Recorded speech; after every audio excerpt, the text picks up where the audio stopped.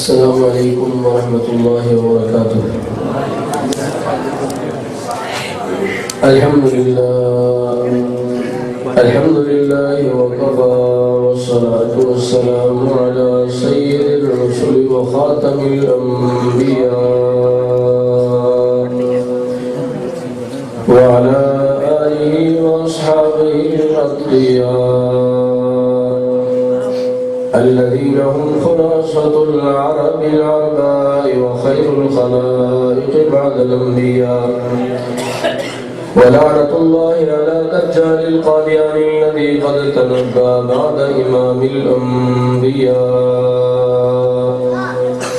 أما بعد فأعوذ بالله من الشيطان الرجيم بسم الله الرحمن الرحيم ما كان محمد أبا أحد من رجالكم ولكن رسول الله وخاتم النبيين وقال رسول الله صلى الله عليه وسلم إن الرسالة والنبوة قد انقطعت فلا رسول بعدي ولا نبي صدق الله وصدق رسوله النبي الكريم۔ رخ مصطفیٰ کو دیکھا تو دیوں نے جلنا سیکھا، رخ مصطفیٰ کو دیکھا تو دیوں نے جلنا سیکھا، یہ کرم ہے مصطفیٰ کا کہ شب ظلمت نے ڈھلنا سیکھا، یہ زمین رکی ہوئی تھی یہ آسمان تھما ہوا تھا، چلے جو میرے محمد تو دنیا نے چلنا سیکھا۔ تمام احباب محبت عقیدت اور عبادت کی نیت سے درود پاک کی تلاوت فرمائیں۔ اللہم صلی علی محمد وعلی آل محمد كما صليت على إبراهيم وعلى آل إبراهيم إنك حميد مجيد اللهم بارك على محمد وعلى آل محمد كما باركت على إبراهيم وعلى آل إبراهيم إنك حميد مجيد اللهم صل على من ختمت به الرسالة وأيدته بالنصر والكوثر والشفاعة۔ آج کے ہمارے میزبان ہیں حضرت مولانا اعجاز صاحب دامت برکاتہم العالیہ، اور ابھی بھائی سعید صاحب کے ہاں جب بیٹھے تھے تو ہم نے کہا کہ پروگرام کے عنوانات کیا ہیں، تو کہا جی 3 بڑے عنوان ہیں۔ ختم نبوت کا عنوان ہے، عظمت صحابہ عظمت اہل بیت کا عنوان ہے۔ تو حضرت مولانا مفتی شاہد مسعود صاحب دامت برکاتہم کے ساتھ پھر مشورے سے تبلیغ والے مشورے سے طے کرتے ہیں، تو یہ طے ہوا کہ عظمت صحابہ اور اہل بیت کے عنوان سے حضرت مفتی صاحب گفتگو فرمائیں گے، بڑی جاندار سیر حاصل گفتگو فرمائی، اللہ قبول فرمائے، اور ختم نبوت کے حوالہ سے آپ گفتگو کریں گے، اور قاسم گجر صاحب آل راؤنڈر ہیں، ہاں جی سارے ہی ماشاءاللہ موضوعات کو لے کر چلیں گے۔ اللہ رب العزت سب کی حاضری کو اپنی بارگاہ میں قبول فرمائے۔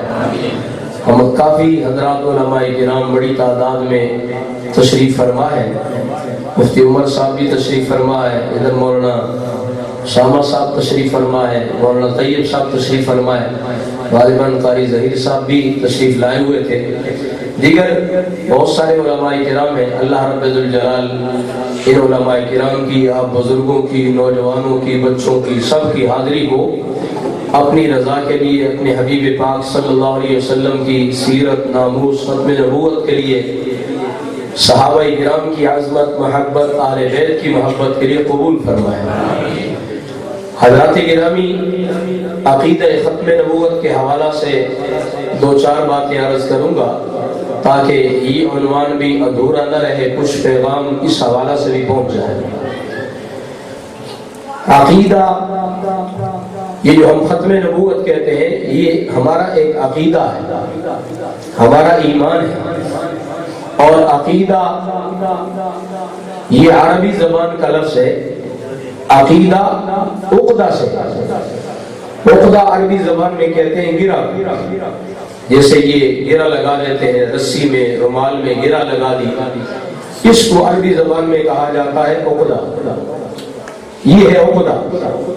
عقیدہ اسی سے ہے کہ عقیدہ بالکل کھرا، سچا، سچا اور مضبوط عقیدہ ہونا چاہیے، چاہے وہ اللہ کی توحید کا عقیدہ ہو، چاہے جناب رسول اللہ صلی اللہ علیہ وسلم کی نبوت، رسالت، ختم نبوت کا عقیدہ ہو، یا قیامت اور آخرت کا عقیدہ ہو، جنت کے برحق ہونے کا عقیدہ ہو، جہنم کے برحق ہونے کا عقیدہ ہو، اعمال تولے جانے کا عقیدہ ہو، اور اللہ سے ملاقات، اللہ کے دیدار کا عقیدہ ہو، اور پورے صراط کو عبور کرنے کا عقیدہ ہو، محشر کے میدان کی حاضری کا عقیدہ ہو۔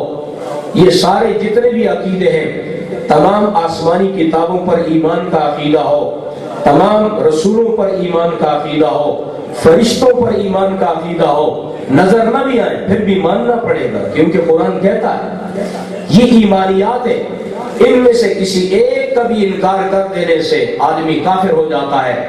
تقدیر کو ماننا پڑے گا کہ میں ابھی پیدا بھی نہیں ہوا تھا، ماں کے پیٹ میں تھا، میرے متعلق سارا کچھ میرے رب نے لکھ دیا۔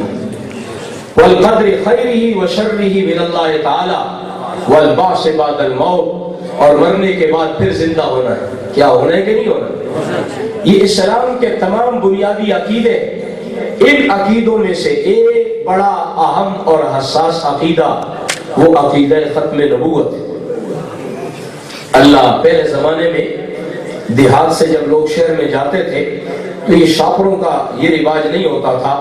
لوگ کیا کرتے تھے، اپنے ساتھ کوئی چادر لے لی، رومال لے لیا، اس کو کندھے پہ ڈال لیا، اور شہر جب گئے سودا سر خریدا، خریدنے کے بعد اس کو اپنے رومال میں ڈالا، اور ڈالنے کے بعد یوں کیا ہے اپنے رومال اپنی چادر کو سمیٹا اور اوپر گرہ لگا دیا۔ یہ گرہ کیوں لگاتے تھے؟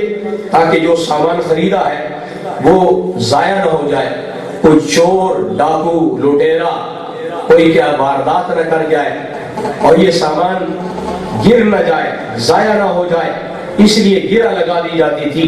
عقیدہ اسی عقدہ اور گرہ سے ہے، جس طرح سودا سلف خریدنے کے بعد محفوظ کرنے کے لیے اس کو گرہ لگانا، محفوظ کرنا، گرہ کو مضبوط کرنا یہ ضروری ہے، ورنہ وہ سامان ضائع ہو جاتا ہے، سودا اکارت ہو جاتا ہے، ضائع ہو جاتا ہے، گم ہونے کا خطرہ ہے۔ اسی طرح سے جتنے بھی عقائد ہیں، سب عقیدہ، ہر ایک عقیدے کو مضبوط رکھنا، اس کا پہرا دینا، یہی اصل اپنے عقیدے اور ایمان کے بچاؤ کی جنگ ہے۔ ان میں ختم نبوت کا عقیدہ ہے کہ میرا اور آپ کا یہ ایمان ہے کہ ہمارے نبی حضرت محمد مصطفیٰ صلی اللہ علیہ وسلم اللہ کے آخری نبی ہیں۔ آقا علیہ الصلوۃ والسلام کے بعد بولیے کسی قسم کا کوئی نبی نہیں آ سکتا، کسی قسم کا، اور جو بدبخت اب نبی ہونے کا دعویٰ کرے گا وہ کافر ٹھہرے گا۔ بولیے جو نبی ہونے کا دعویٰ کرے گا مسلمان ہے یا کافر؟ اور جو اس کو نبی مانیں گے وہ مسلمان ہے یا کافر؟ مرزا غلام قادیانی اور مرزا قادیانی کو ماننے والے مرزائی قادیانی، بتائیے مسلمان ہے یا کافر؟ کیا ہو؟ اس لیے کہ ہمارے نبی حضرت محمد مصطفیٰ صلی اللہ علیہ وسلم کو اللہ کا آخری نبی نہیں مانتا، اور جو حضور کو اللہ کا آخری نبی نہ مانے وہ مسلمان مرزا غلام قادیانی بھی کافر ہے، اور اس کو ماننے والے مرزائی قادیانی، یہ جو ربے والے ہیں، شراب نگر والے ہیں، سب تو اس بات پر اتفاق ہے کہ مرزائی مسلمان، بولیے مرزائی مسلمان، یہ عقیدہ ختم نبوت ہے۔ صورتحال ایسی عجیب ہے،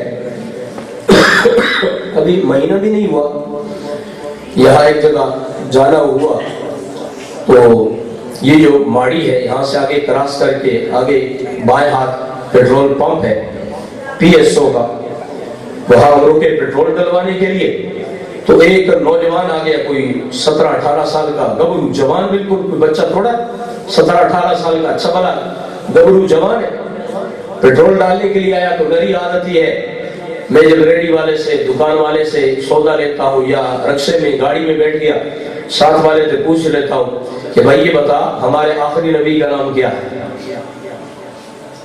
اس میں حضور کا تعارف بھی ہے، حضور کی ختم نبوت کا تعارف بھی ہو جاتا ہے۔ تو میں نے کہا کہ یہ بتا ہمارے آخری نبی کا نام کیا ہے؟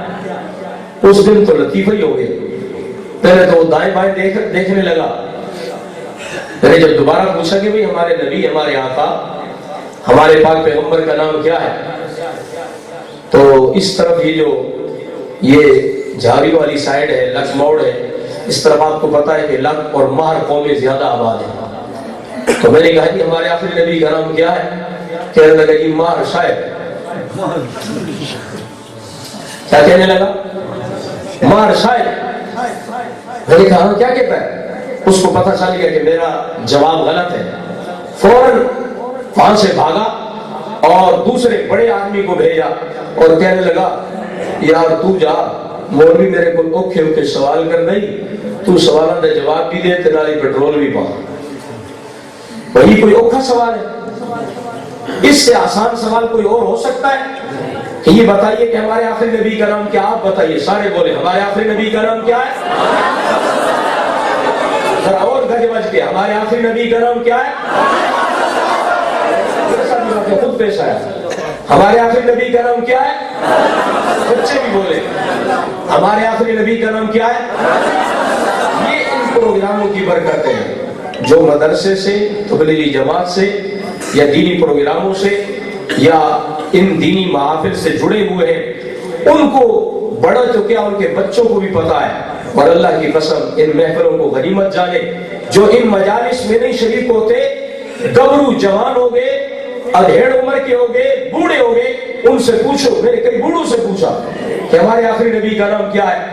اگر ان پڑھ ہو تو کہتے جیسی پڑھے ہوئے کوئی نہ، تو پڑھے لکھے ہو تو کہتے کوئی کہتا ہے قائد اعظم محمد علی جناح ہے، کوئی کی کہتا ہے تو کوئی کی کہ قائد اعظم محمد علی جناح ہمارے نبی، ہمارے آخری نبی حضرت محمد مصطفیٰ صلی اللہ، اور حضرت محمد صلی اللہ علیہ وسلم اللہ کے آخری نبی ہے. آقا علیہ السلام کے بعد کسی قسم کا کوئی نبی. اب بتائیے جو نبی ہونے کا دعویٰ کرے گا مسلمان ہے یا کافر؟ تو جو اس کو نبی مانے یہ مسلمان یا کافر؟ مرزا کا قادیانی اور اس کو ماننے والے مرزائی قادیانی مسلمان ہے یا کافر؟ یہ دعوت، یہ پیغام، ختم نبوت کی یہ دعوت اور یہ پیغام. دوستو میں جب ایک مسجد میں گیا، یمن کی تبلیغی جماعت آئی ہوئی تھی اس سرگودا شہر میں، تو مجھے وہاں یمن کے ایک عالم کہنے لگے مولانا آپ کہتے ہیں کہ جس کو اپنے نبی کا نام لائے وہ مسلمان نہیں ہے. فقہ حنفی کی کتابوں میں تو لکھا ہوا ہے، عقیدہ امام ابو حنیفہ رحمۃ اللہ علیہ کی جو عقیدے کی کتاب ہے اس میں لکھا ہوا ہے کہ ہر مسلمان کو اپنے نبی کی ذات کے حوالہ سے 3 نام ہر مسلمان کو زبانی یاد ہونی چاہیے. نمبر 1 اپنے نبی کا نام، نمبر 2 نبی کے والد کا نام، نمبر 3 نبی کے دادا کا نام. محمد بن عبداللہ بن عبد المطلب، یہ 3 نام، محمد بیٹے عبداللہ کے، عبداللہ بیٹے عبد المطلب کے، یہ 3 نام تو ہر مسلمان کو آنے چاہیے. جس کو یہ 3 نام نہیں آتے وہ مسلمان کہلانے کا حقدار نہیں ہے. اتنا تو کم از کم امتی کو معلوم ہو کہ ہمارے نبی کا نام نامی اسم گرامی کیا ہے، ہمارے نبی کے والد محترم کا نام کیا ہے، ہمارے نبی کے دادا کا نام کیا ہے. مجھے بتائیے ہمارے آخری نبی کا نام کیا ہے؟ ہمارے نبی کے والد کا نام کیا ہے؟ ہمارے نبی کے دادا کا نام کیا ہے؟ اللہ واللہ. بس یہ بات جب ہو گئی اب بات ختم کرتے ہیں. ختم نبوت کے حوالہ سے 2 دلیلیں دے کر پھر بات ختم کرتے ہیں. ہمارے بزرگوں میں ایک بڑے بزرگ ہیں امام المحدثین علامہ انور شاہ کاشمیری رحمۃ اللہ علیہ. حضرت نے ساری زندگی قرآن کریم بھی پڑھایا، حدیث پاک بھی پڑھائی، لیکن جب انتقال کا وقت قریب آیا، غالباً فوت ہونے سے 2 دن پہلے اپنے شاگردوں سے کہنے لگے کہ میری چارپائی کو اٹھاؤ اور دارالعلوم دیوبند کی مسجد کے شہر میں لے جا کر رکھ دو، اس لیے کہ مجھ میں اٹھنے کی ہمت نہیں ہے، اٹھنے کی سکت اور طاقت نہیں ہے. چنانچہ ان کی چارپائی کو اٹھایا گیا اور دارالعلوم دیوبند کی مسجد کے شہر میں لا کر رکھا گیا. فرمایا گھنٹی بجاؤ اور دارالعلوم دیوبند کے تمام اساتذہ جمع ہو جائے، تمام طلباء جمع ہو جائے. میں اپنی زندگی کی آج ان کو آخری نصیحت کرنا چاہتا ہوں. نصیحت کیا بلکہ وصیت، میں زندگی کی وصیت کرنا چاہتا ہوں. گھنٹی بجائی گئی، شاگرد جمع ہو گئے، اساتذہ جمع ہو گئے. امام المحدثین علامہ انور شاہ کاشمیری رحمۃ اللہ علیہ نے اپنی زندگی کی آخری وصیت فرمائی. فرمایا کہ سنو میں آپ دارالعلوم دیوبند کے اساتذہ کو اور آپ کی وساطت سے پھر ان طلباء کو اور ان اساتذہ اور طلباء کے ذریعے سے اپنے وہ 200 میرے جو شاگرد ہیں جنہوں نے مجھ سے حدیث پاک کا سبق پڑھا ہے ان تک اور ان کے واسطے سے پوری امت کو یہ پیغام پہنچانا چاہتا ہوں کہ میں انور شاہ نے اسلام کی 1400 سالہ تاریخ کا جتنا مطالعہ کیا ہے اس سے مجھے جو بات سمجھ آئی ہے کہ اسلام کی 1400 سالہ تاریخ میں قادیانیت سے بڑھ کر کوئی فتنہ نہیں آیا، قادیانیوں سے بڑھ کر کوئی فتنہ نہیں آیا، اور اس فتنے کی سرکوبی کرنا اور ختم نبوت کے پرچم کو بلند کرنا یہ اتنا بڑا عمل ہے کہ یہ جہاد ہے اور اس جہاد کا بدلہ جنت ہے۔ اور میں انور شاہ اللہ کی رحمت پر بھروسہ کر کے ضمانت دیتا ہوں کہ جو یہ جھنڈا بلند رکھے گا کل قیامت کے دن اللہ رب العزت اسے ضرور جنت میں داخل فرمائے گا۔ علامہ انور شاہ یہ بات فرماتے ہیں اور یہ بات نقل کرنے والے ان کے شاگرد ہیں علامہ شمس الحق افغانی رحمۃ اللہ علیہ، یہ ان کے شاگرد ہیں، یہ پورا یہ واقعہ نقل فرماتے ہیں۔ اس کے بعد شاگردوں میں ختم نبوت کی پہریداری کا رنگ دیکھیے گا۔ علامہ انور شاہ کے ایک شاگرد حضرت علامہ سید محمد یوسف بن نوری رحمۃ اللہ علیہ جو جامع علوم اسلامیہ بن نوری ٹاؤن کے بانی اور محتمم، جب 1974 کی تحریک چلی ختم نبوت کی اور بھٹو کے زمانے میں جب پاکستان کی قومی اسمبلی سے قادیانیوں کو غیر مسلم اقلیت قرار دیا جانے لگا تو اس وقت میں حضرت یوسف بن نوری رحمۃ اللہ علیہ اپنا مدرسہ چھوڑ کے اپنا چمن چھوڑ کے مفتی ولی حسن رحمۃ اللہ علیہ کے پاس آئے اور کہنے لگے مفتی صاحب آج میں ختم نبوت کی تحریک میں میدان میں نکل رہا ہوں اور مدرسہ آپ کے حوالے کر کے جا رہا ہوں، اگر یا تو ختم نبوت کا مسئلہ حل کراؤں گا اور اگر ختم نبوت کا مسئلہ حل نہ ہوا قادیانیوں کو پاکستان کی قومی اسمبلی سے کافر قرار نہ دلوایا تو پھر یوسف بن نوری زندہ واپس نہیں آئے گا، بن نوری کی لاش واپس آئے گی، اس لیے میں اپنے یہ کفن اپنے ساتھ لے کے جا رہا ہوں۔ یہ کیا تھا؟ وہ استادوں کی نصیحت تھی، امام المحدثین کی نصیحت تھی جو حضرت بن نوری نے اپنے پلے باندھی۔ اور حضرت انور شاہ کاشمیری رحمۃ اللہ علیہ کے دوسرے شاگرد ہیں حضرت مفتی اعظم پاکستان مفتی محمد شفیع صاحب رحمۃ اللہ تعالی علیہ۔ حضرت نے اپنے استاد کی نصیحت کو یاد رکھا اور ختم نبوت کے محاذ پہ جتنی آیات قرآن کریم سے جتنی احادیث مبارکہ ان سب کو جمع کیا اور ختم نبوت کامل کے نام سے ایک کتاب لکھی اور اس کتاب کے اندر 100 آیات اور 210 حدیثیں نمبر لگا لگا کے میرے اور آپ کے پاک نبی کی ختم نبوت کے دلائل تحریر فرما دی۔ علماء جانتے ہیں آج بھی وہ کتاب ختم نبوت کی دستاویز کی صورت میں علماء کرام کے پاس کتب خانوں میں مکتبوں میں چھاپ خانوں پر موجود ہے۔ کاش کہ یہ کتاب ہمارے ہر گھر میں ہوتی، ہم اس کتاب کا مطالعہ کرتے، کوئی مرزائی مانے جنائی نہیں جو ہمارے مقابلے میں ٹھہر سکتا، لیکن ہم بھی تو تیاری نہیں کرتے، ہم بھی تو بات نہیں کرتے، ہم مطالعہ کرنے کے لیے تیار نہیں ہے، کتاب کو وقت دینے کے لیے تیار نہیں ہے۔ ختم نبوت کامل کے نام سے یہ کتاب مفتی اعظم پاکستان شیخ الاسلام حضرت مفتی محمد تقی عثمانی اور حضرت مفتی محمد رفیع عثمانی ان کے والد محترم مفتی اعظم پاکستان، ایک تو تھے ہمارے سرگودا والے مفتی محمد شفیع صاحب رحمۃ اللہ، یہ نہیں کراچی والے مفتی محمد شفیع صاحب رحمۃ اللہ علیہ جنہوں نے 8 جلدوں میں معرف القرآن کے نام سے قرآن کی تفسیر لکھی۔ اس کتاب میں حضرت مفتی صاحب نمبر لگا کے ایک ایک آیت کتنی آیتوں سے حضور کی ختم نبوت کو ثابت کیا؟ 100 آیتیں۔ کتنی حدیثوں سے؟ 210 حدیثیں۔ ختم نبوت کی آیت ما کان محمد ابا احد من رجالکم، یہ آیت لکھ کے فرماتے ہیں قرآن کریم میں 7 جگہ اللہ نے ختمہ کا لفظ اختیار فرمایا ہے، ختمہ کا لفظ ذکر فرمایا ہے۔ ختم اللہ علی قلوبہم الیوم نختم علی افواہہم رحیق مختوم ختامہ مسک ما کان محمد ابا احد من رجالکم ولکن رسول اللہ وخاتم النبیین۔ یہ تقریباً 7 جگہ قرآن کریم میں ختمہ کے مادہ سے قرآن کریم میں ختمہ کا لفظ استعمال فرمایا۔ فرمایا مرزائیوں کو چیلنج ہے، جہاں بھی قرآن میں ختمہ کا لفظ ہے اس کا معنی آخری کہا ہے، آخری کہا ہے، یہ ہر لفظ بتا رہا ہے کہ مصطفیٰ پاک اللہ کے آخری نبی ہیں، اور یہ حضور اللہ کے، اور یہ حضور اللہ کے۔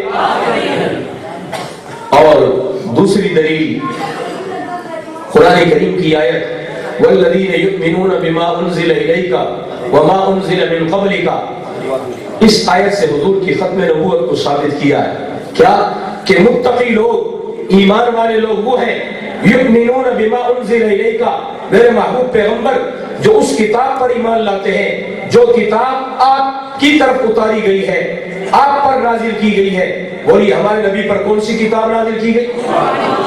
کون سا کلام نازل کیا گیا؟ قرآن کریم، جس کا بھی بچے تلاوت کر رہے تھے، اور اس کے اعزاز میں ان کی دستار بندی ہوئی۔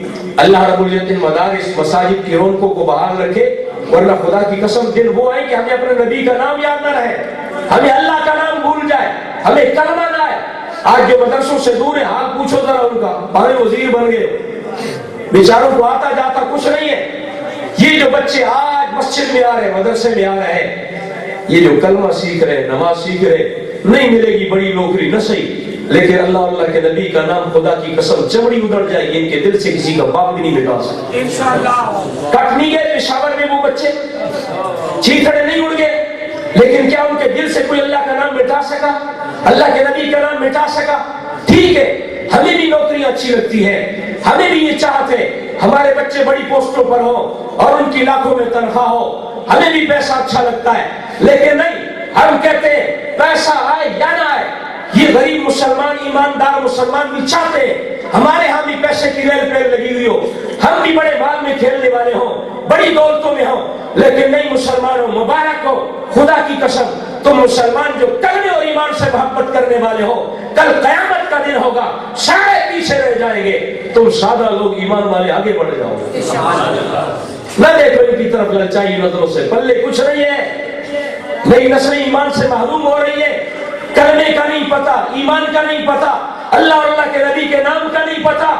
مبارک ہو آپ مسلمانوں کو، آپ جو اپنے بچوں کو قرآن کریم پڑھا رہے ہیں، یہ کل محشر کے میدان میں پتا چلے گا آپ جیتے ہیں یا یہ غریبوں کے بچے جیت گئے ہیں۔ الحمدللہ یہ نبی کے دیوانے، صحابہ کے پروانے جیتے ہیں انشاءاللہ، دنیا میں بھی جیتے اور آخرت میں بھی جیتیں گے انشاءاللہ۔ مفتی اعظم پاکستان مفتی محمد شفیع صاحب رحمۃ اللہ علیہ 100 آیات ختم نبوت میں سے ایک آیت یہ لے کر آتے ہیں، والذین یؤمنون بما انزل الیک، متقی لوگ وہ ہیں، ایمان والے وہ ہیں، یؤمنون بما انزل الیک، جو ایمان لاتے اس کلام پر جو آپ پر اتارا گیا ہے، انزل الیک، انزل الیک، انزل الیک، آقا آپ پر جو قرآن اتارا گیا ہے اس پر ایمان لائیں گے تو مسلمان ہے، تقویٰ ہے، ایمان ہے، اگر اس پر ایمان نہیں ہے تو مسلمان نہیں ہے۔ اور کون سا قرآن والا؟ یہ جو مسجد میں پڑھا ہے، یہ جو موجودہ قرآن ہے، ہمیں کسی اور قرآن کا انتظار ہے؟ کیوں بھائی؟ کسی اور کا انتظار تو نہیں ہے؟ 30 پاروں والا قرآن، یہی موجودہ قرآن اصلی قرآن ہے، اسی پر ایمان لانے سے آدمی مسلمان ہوتا ہے۔ جو اس قرآن کو نہیں مانتا مسلمان ہے، بولیے جو اس قرآن کو نہیں مانتا مسلمان ہے۔ یؤمنون بما انزل الیک وما انزل من قبلک، اور جو آپ سے پہلے کتابیں اتاری گئی ہیں، تورات ہے، انجیل ہے، زبور ہے، ان پر بھی ایمان لائیں۔ وبالآخرۃ هم یوقنون، اور آخرت پر، قیامت پر وہ پکا ٹھکا یقین رکھتے ہیں۔ یہ آیت مفتی صاحب نے حضور کی ختم نبوت کی دلیل کے طور پہ تحریر فرمائی ہے۔ آپ سوال کر سکتے ہیں مولانا اس میں تو کہیں ختم نبوت کا ذکر نہیں ہے، یہ کیسے ختم نبوت کی دلیل ہے؟ اللہ واللہ، یہی تو بات ہے نا، اللہ کروڑوں رحمت نازل فرمائے ان قادرین کی قبروں پر، اور اتر رہی ہے، ہم کہیں نہ کہیں ان کی قبروں پر ذرے ذرے پر اللہ کی رحمت اتر رہی، اور جو نبی کے گستاخ ہیں ان کے ذرے ذرے روئے روئے پر لعنت برس رہی، چاہے فرانس کا صدر ہے، چاہے چناب نگر میں دفن ہونے والا لعنتی قادیانی ہے، ان کی قبروں پر اللہ کی لعنت برس رہی ہے، اور جو یہ اللہ والے ان کی قبروں پر اللہ کی رحمتیں برس رہی ہے۔ جب قبروں کے ذروں پر رحمتیں برس رہی ہے اور ادھر لعنتیں برس رہی ہے تو ان کے زندہ وجود پر اللہ کی کتنی رحمتیں برستی ہوں گی۔ حضرت مفتی صاحب قرآن کریم کی اس آیت سے استدلال کر کے فرماتے ہیں کہ اللہ نے قرآن کریم میں 31 مرتبہ یہ آیت ذکر فرمائی یؤمنون بما انزل الیک وما انزل من قبلک، یہ لفظ قرآن کریم میں قبل کا، قبل کا معنی ہوتا ہے پہلے، قبل کا معنی پہلے، بعد کا معنی ہوتا ہے پیچھے، قبل کا معنی پہلے، قبل کا معنی کیا ہوتا ہے پہلے، بعد کا معنی کیا ہوتا ہے، بعد عربی زبان میں کہتے ہیں پیچھے، من قبل کا، اللہ نے قرآن میں 31 مرتبہ فرمایا من قبل کا، آپ سے پہلے نبیوں اور ان کی کتابوں پر بھی ایمان لانا ضروری ہے، لیکن ایک جگہ بھی اللہ نے پورے قرآن میں نہیں فرمایا وما انزل من بعدک، اور میرے محمد جو کتابیں تیرے بعد نازل کی جائیں گی ان پر بھی ایمان لائیں گے تو مسلمان کہلائیں گے، وما انزل من بعدک کا لفظ ایک جگہ بھی نہیں، عجیب بات ہے، پہلے نبیوں پر تو اجمالی ایمان بھی کافی ہے، کتنے نبی ہیں جو اللہ کے نبی تھے ہمیں ان کا نام بھی نہیں آتا، لیکن آمنت باللہ وملائکتی وکتبہ ورسلی، اللہ ہم سارے رسولوں پر ایمان لے آتے ہیں، اللہ فرماتے ہیں ٹھیک ہے تمہیں نام نہیں بھی آتے چلو خیر، سارے رسولوں پر ایمان لے آئے بس ٹھیک ہے کافی ہے، لیکن بعد میں آنے والے نبی سے تو ہمیں واسطہ پڑھنا تھا، ان کی کتاب سے تو ہمیں آمنا سامنا ہونا تھا، بعد والے نبی کا اور کتاب کا ذکر زیادہ ضروری تھا، اللہ نے پہلے نبیوں کا ذکر، ان کی کتابوں کا ذکر قرآن میں 31 مرتبہ فرمایا، پارے 30 اور پہلے نبیوں ان کی کتابوں کا تذکرہ اللہ نے 31 مرتبہ فرمایا، بعد میں آنے والے کسی کا ذکر نہیں، اس کی کتاب کا ذکر نہیں، کوئی آئے گا یا کیا ہے یہ مرزا گاما گانا، اگر یہ نبی ہوتا تو اللہ اس کا ذکر فرماتے ایک گانا جائے گا، ایک گانا جائے فلاں آئے فلاں آئے فلاں آ جائے، بعد میں کسی نبی کا ذکر نہیں، اس لیے ذکر نہیں ہے، بعد کی کسی کتاب کا ذکر نہیں ہے، اس لیے کہ میرے اور آپ کے پاک نبی آخری ہے اور قرآن کریم اللہ کی کتاب آخری ہے، بولیے ہمارے نبی اللہ کے نبی آخری ہے اور قرآن کریم کتاب، کیا اللہ کے نبی کی ختم نبوت پر یہ آیت دلیل کے طور پہ یاد رہے گی انشاءاللہ؟ والذین، یہ سورہ بقرہ کی چوتھی آیت، سورہ بقرہ کی، اس میں پہلی کتابوں اور پہلے نبیوں پر ایمان کا ذکر ہے، حضور پر اترنے والی کتاب قرآن کے پر ایمان کا ذکر ہے اور آخرت کا ذکر ہے، قیامت پر ایمان لانے کا، لیکن حضور علیہ السلام کے بعد بولیے کسی قسم کے نبی اور کسی کتاب کا ذکر، اگر بعد میں نبی آنا ہوتا، حضور آخری نبی نہ ہوتے تو اللہ کیا فرماتے والذین یؤمنون بما انزل الیک وما انزل من قبلک وما انزل من بعدک، اور جو آپ کے بعد کتاب نازل کی جائے گی اس پر بھی ایمان لائیں گے تو مسلمان کہلائیں گے، اگر اس پر ایمان نہیں لائیں گے، بعد والے نبی کو نہیں مانیں گے تو یہ مسلمان نہیں ہوں گے، ہم پھر مرزائیوں سے سمجھوتا کر لیتے خدا کی قسم، لیکن پورے قرآن میں 31 مرتبہ اللہ من قبل کا فرما رہے ہیں، من بعد کا ایک مرتبہ بھی نہیں فرما رہے، معلوم ہوا مصطفیٰ پاک آخری، معلوم ہوا مصطفیٰ پاک قرآن کریم کتاب اللہ کی سچی سچی کھری اور آخری کتاب ہے، اور یہی قرآن سچا ہے، ہم کسی اور کی انتظار میں بھی، تو کیا خیال ہے ختم نبوت کی دلیل یاد رہے گی؟ یار کچھ تو بات یاد کر کے پلے باندھ کے جایا کرو۔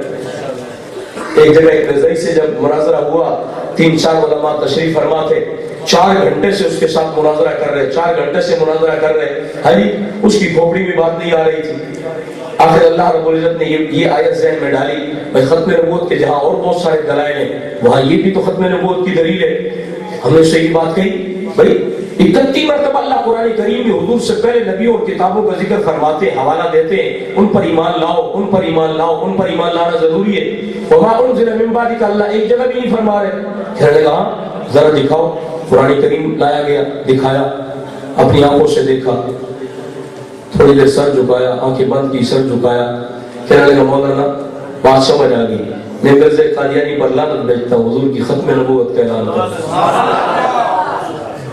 ایک دلیل، قرآن تو کتاب ہدایت ہے، اللہ کی قسم آج بھی قرآن ہمارے دلوں پر دستک دے رہا ہے، ہم ہی ہدایت لینے والے نہ رہے، ہدی للناس، یہ ایک آیت اس مرزائی قادیانی کافر کے لیے ہدایت کا ذریعہ بن گئی، اگر کافر کے لیے ہدایت کا ذریعہ بن سکتی ہے، ہم قرآن کریم کھولے پڑے تو کیا ہمارے لیے کتنی بڑی ہدایت کا ذریعہ بنے گی یا نہیں بنے گی؟ قرآن کریم کتاب ہدایت ہے یا نہیں؟ اللہ نے قرآن کریم سے ہدایت لینے کی توفیق نصیب فرمائے، اور جیسے بھی مفتی صاحب فرما رہے تھے کہ فرانس کا اور اسی طرح اپنے مرزائیوں کی پروڈکٹس کا بائیکاٹ کرنا چاہیے، تو کیا خیال ہے بھائی؟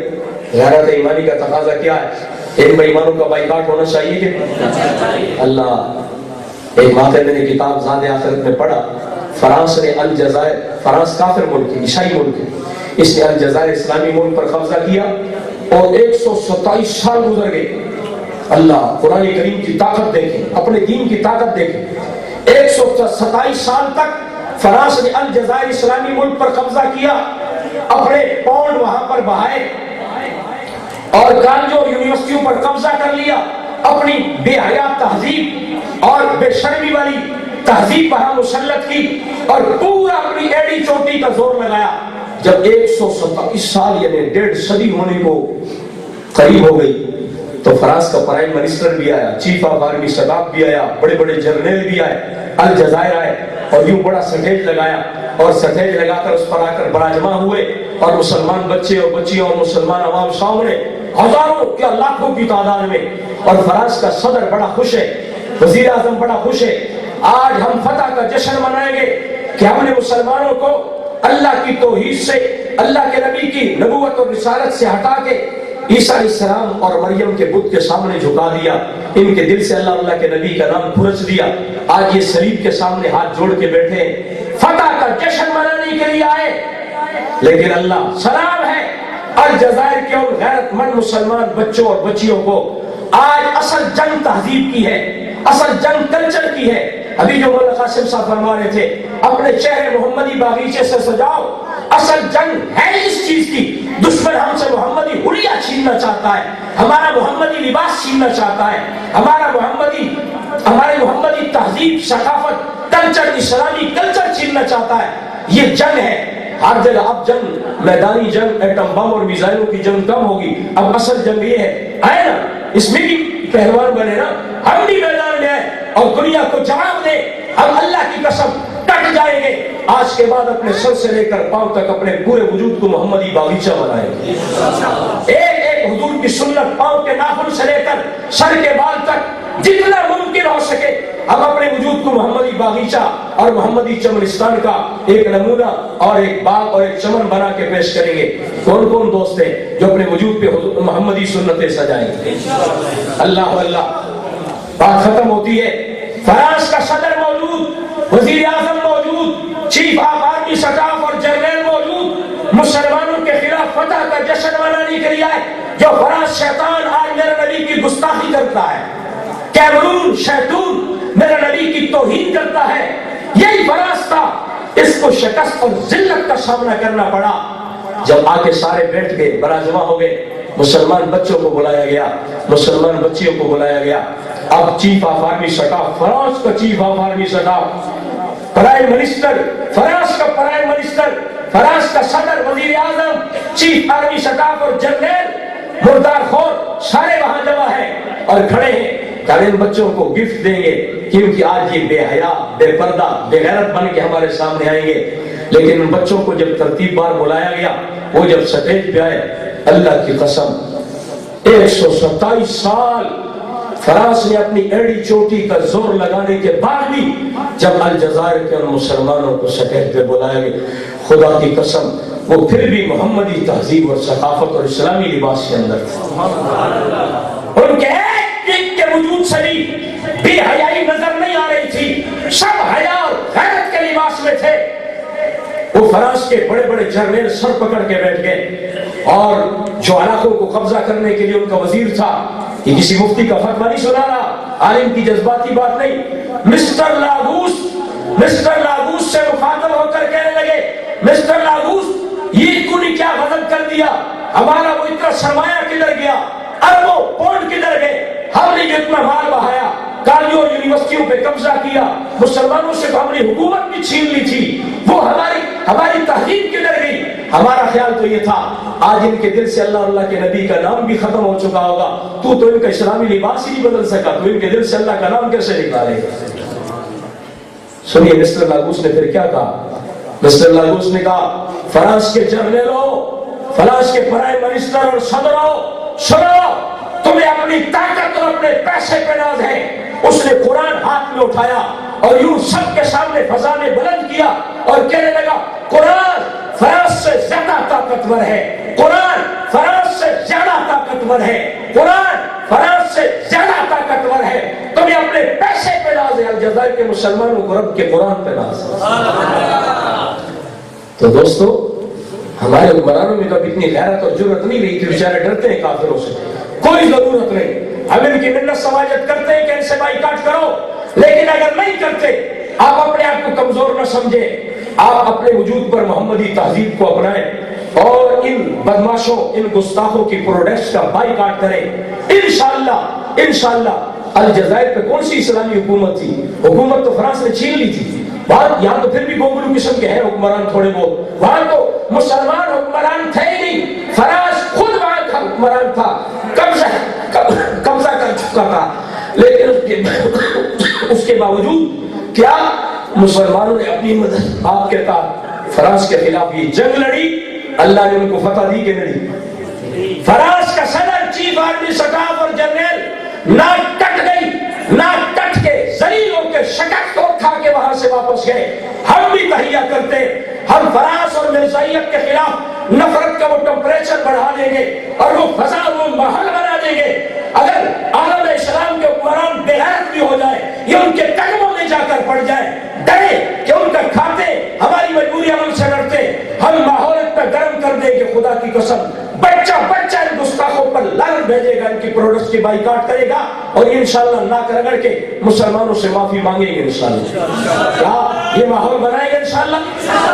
اللہ کے نبی کی عظمت کے لیے ماحول بنائیں گے انشاءاللہ، صحابہ کی عظمت کے لیے ماحول بنائیں گے انشاءاللہ، آل بیت کی محبت میں یہ ماحول بنائیں گے انشاءاللہ، یہ ٹمپریچر بڑھائیں گے انشاءاللہ، یہ غیرت ایمانی جو میرے اور آپ کے اختیار میں، چھوڑو حکمرانوں کو ایک سائڈ پہ، میں نہیں بات کرتا حکمرانوں کی، میں آپ کی غیرت ایمانی کی بات کرتا ہوں۔ ہم معمولی نہیں ہیں، آپ بہت بڑی طاقت ہیں، آپ بہت بڑی پاور ہیں، میں غیرت مند لوگوں سے مخاطب ہوں، بے غیرتوں سے نہیں مخاطب، غیرت کا سوال ہے، ایمانداروں سے مخاطب ہوں، بے ایمانوں سے نہیں، ایمان اور غیرت کا تقاضا ہے، میرے ایماندار غیرت مند ہو، خدا کی قسم جاگ جائیں، ان بے غیرتوں کے جنازے نکل جائیں گے۔